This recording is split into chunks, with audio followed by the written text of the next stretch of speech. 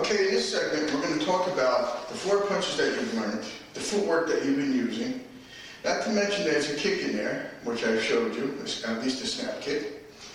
But we're going to talk about why we've been working on this. Now, this video is after you've practiced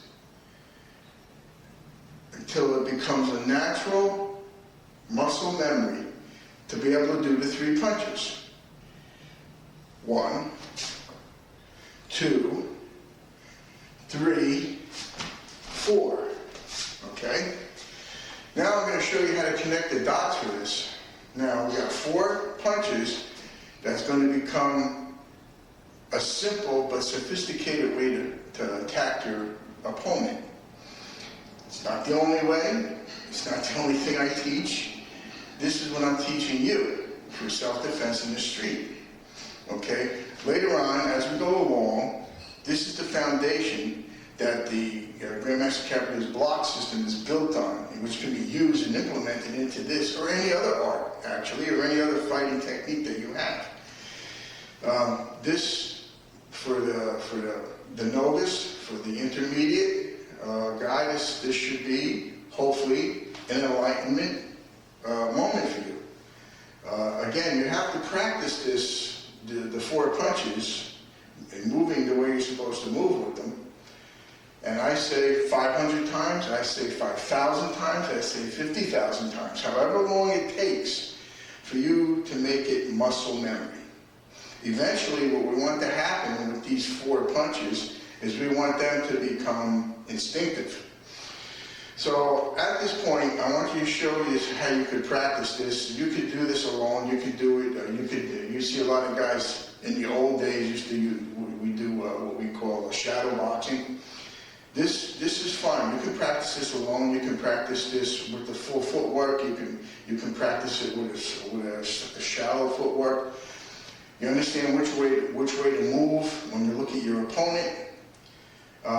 Another thing that you need to do that I haven't discussed with you in the other videos is that you need to be able to do this technique from either side with either foot front forward. So to start, it would be 1. When you bend this elbow, this leg comes up.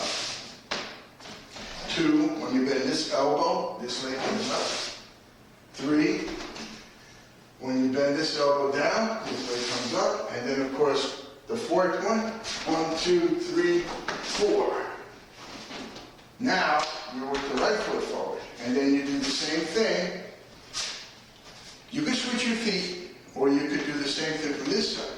So it becomes 1, when you bend this elbow, this foot moves up. 2, when you bend this elbow, this foot comes up. 3, when you bend this elbow, this foot comes up. And then, of course, the last one.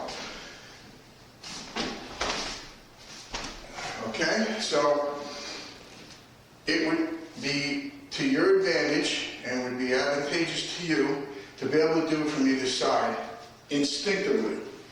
So that means you need to practice first one side and or the other side. And however many times it takes, what you put in is what you get out. If you practice it just enough that you're comfortable with the moves, it's not good enough. You need to practice it to where it's muscle memory. You need to be able to do this thing so that you can be thinking of other things while you're actually doing the techniques that I'm discussing with you. That's the key, right? Okay? Instinctive, instinctive, instinctive. You want to be able to just do these techniques while you're thinking of your opponent, how he's moving. And that's all goes to your id. So now talking about that, one more step forward is I like to use the analogy of Dr. Jekyll and Mr. Hyde.